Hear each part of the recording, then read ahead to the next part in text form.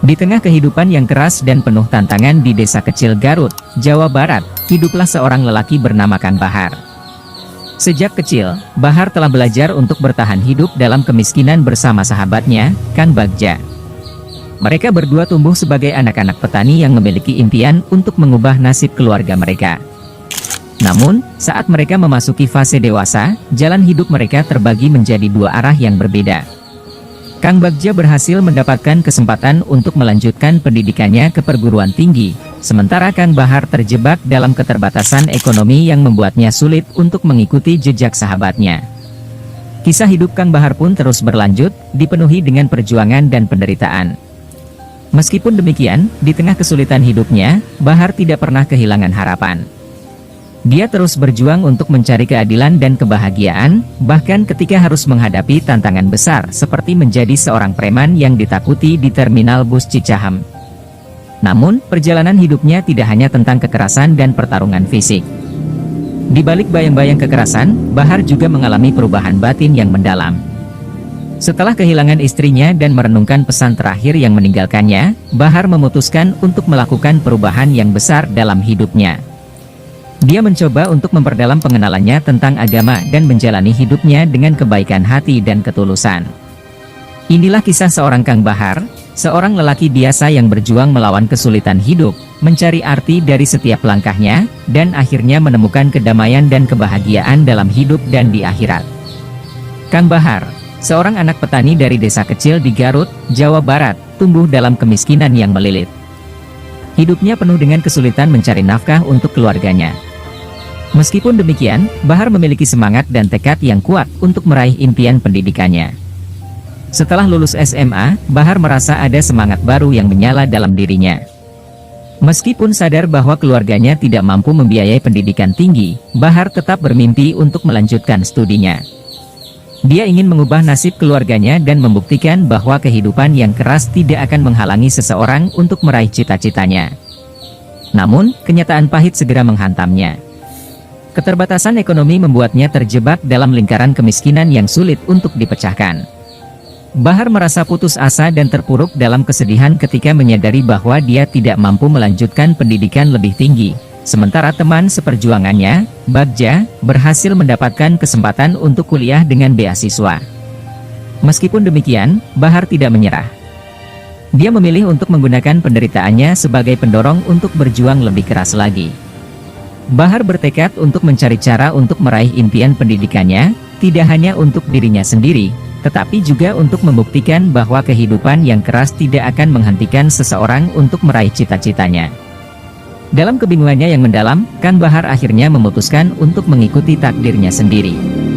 Di tengah keramaian terminal bus Cicahem, dia merasa kehilangan dan tidak tahu harus melakukan apa. Namun, dengan tekad yang kuat, dia memutuskan untuk bertahan di terminal tersebut.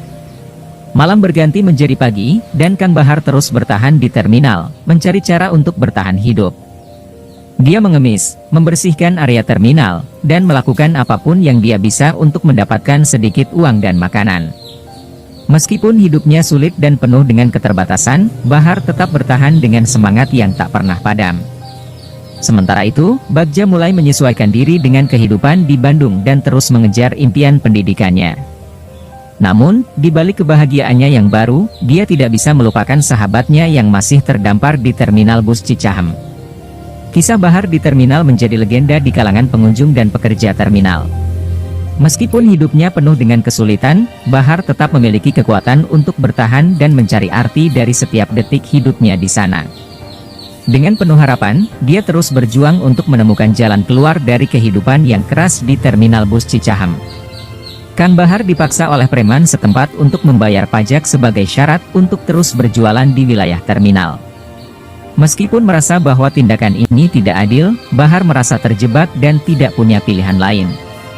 Bagi Bahar, uang yang dia hasilkan dari berjualan adalah satu-satunya sumber penghidupannya, dan dia tidak ingin kehilangan kesempatan untuk mencari nafkah. Namun, semakin lama, beban pajak yang dikenakan oleh preman tersebut semakin berat bagi Bahar. Penghasilannya yang sudah tipis menjadi semakin terkikis oleh pajak yang harus dia bayar.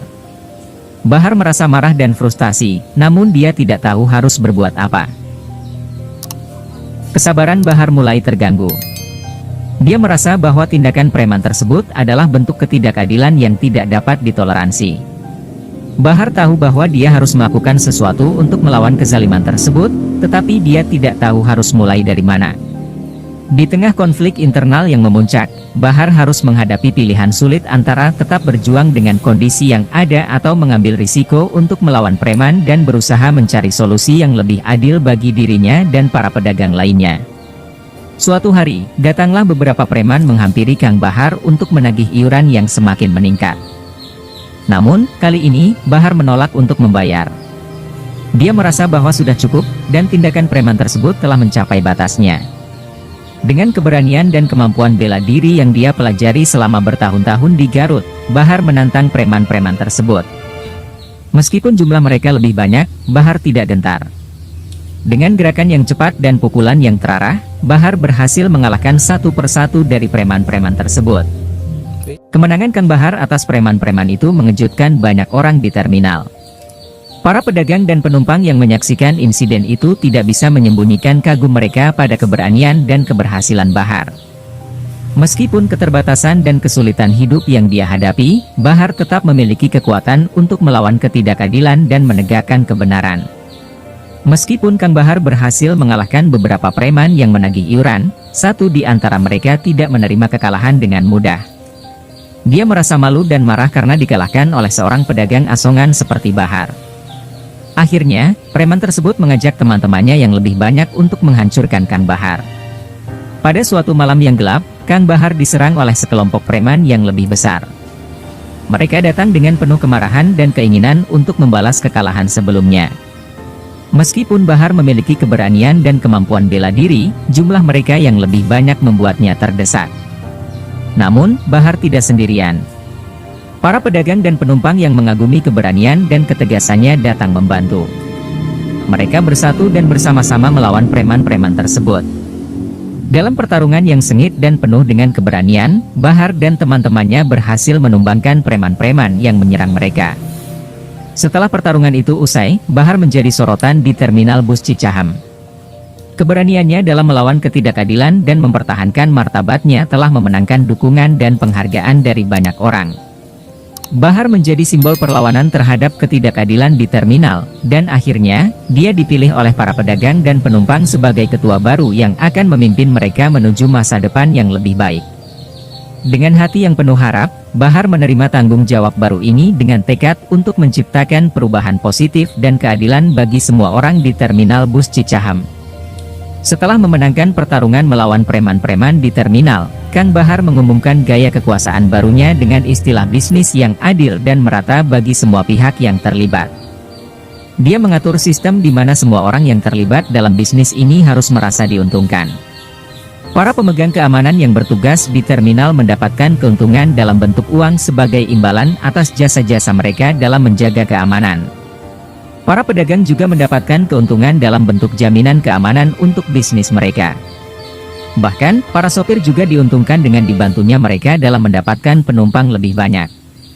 Gaya kekuasaan Kang Bahar dikenal karena prinsip keadilan dan ketidakgangguan. Tidak boleh ada pihak yang merasa terganggu atau dirugikan dalam wilayah kekuasaannya. Seiring berjalannya waktu, wilayah kekuasaan Kang Bahar tidak hanya terbatas pada terminal, tetapi juga meluas ke wilayah jalanan dan pasar. Bahar terus mengembangkan bisnisnya dengan penuh semangat dan tekad untuk memberikan manfaat bagi semua yang terlibat.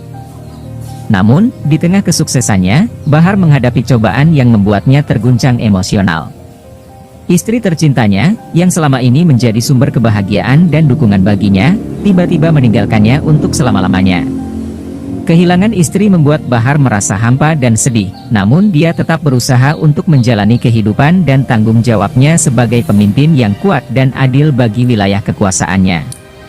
Setelah istri tercintanya meninggal, Kang Bahar merasa bahwa dia telah kehilangan satu-satunya hal yang paling berarti dalam hidupnya. Kesedihan yang mendalam menghampirinya, dan dia merasa bahwa saatnya untuk beristirahat dari kehidupan yang keras dan penuh dengan tantangan. Dengan hati yang berat, Kang Bahar memutuskan untuk pensiun dari bisnis yang membesarkannya. Dia menyadari bahwa kekuasaannya di wilayah terminal, jalanan, dan pasar tidak lagi menjadi prioritas baginya. Pernyataan pensiunnya hanya disampaikan secara pribadi kepada Muslihat, sahabat dan rekan bisnisnya yang telah menemani perjalanan hidupnya selama ini. Kang Bahar dengan tulus menyerahkan segala kekuasaannya kepada Muslihat. Dia percaya bahwa Muslihat adalah orang yang paling tepat untuk melanjutkan apa yang telah dia bangun. Meskipun pensiun, Bahar tetap ingin melihat keberhasilan dan kesuksesan di wilayah yang pernah menjadi tanggung jawabnya. Setelah menyerahkan kekuasaannya, Kang Bahar memilih untuk menghabiskan sisa hidupnya dengan merenung dan berdoa untuk kedamaian bagi dirinya dan yang telah pergi. Meskipun meninggalkan dunia bisnis yang pernah dia pimpin dengan gagah berani, Bahar tahu bahwa dia telah melakukan yang terbaik untuk masa depan wilayahnya dan memilih untuk menjalani sisa hidupnya dengan kedamaian dan ketenangan. Sebelum istri tercintanya meninggal, Kang Bahar mendengar pesan terakhir yang sangat menyentuh hatinya. Istri tercinta berpesan bahwa dia akan menunggu Kang Bahar di surga. Pesan itu menggetarkan hati Bahar dan membuatnya berpikir secara mendalam tentang hidupnya dan masa depannya. Kang Bahar menyadari bahwa selama ini, jalan hidupnya sebagai seorang preman tidak akan membawanya ke tempat yang sama dengan istrinya di surga.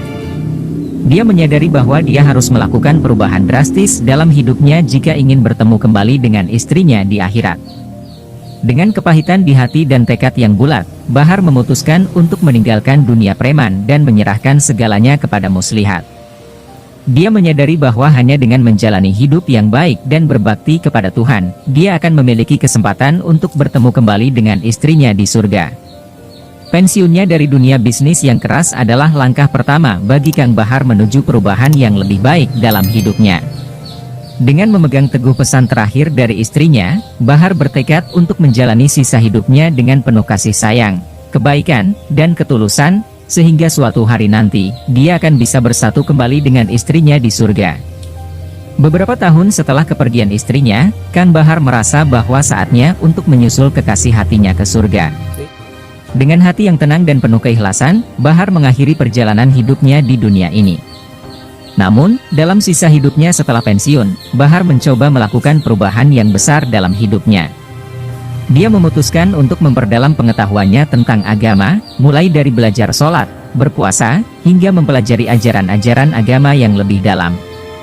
Bahar merasa bahwa hanya dengan mengalami perubahan yang mendalam dalam dirinya, dia akan memiliki kesempatan untuk bertemu kembali dengan istrinya di akhirat. Jalan hidup Kang Bahar sebagai seorang preman memang penuh dengan latar belakang dan pertimbangan yang rumit. Meskipun demikian, Bahar adalah seorang lelaki biasa yang berusaha memperjuangkan hidupnya dengan segenap kemampuan yang dia miliki. Selama hidupnya, dia berjuang bukan hanya untuk dirinya sendiri, tetapi juga untuk keluarganya dan orang-orang yang mengandalkannya. Dalam perjalanan hidupnya, Kang Bahar menghadapi berbagai pilihan yang tidak selalu mudah dipahami. Namun, jika dilihat dari perspektif hidup yang ideal, perjalanan hidupnya tidak jauh berbeda dengan orang lain pada umumnya. Bahar juga pernah melakukan kesalahan dan terjebak dalam situasi yang sulit. Tetapi dalam setiap langkahnya, dia selalu berusaha untuk menjalani hidup dengan integritas dan kebaikan hati.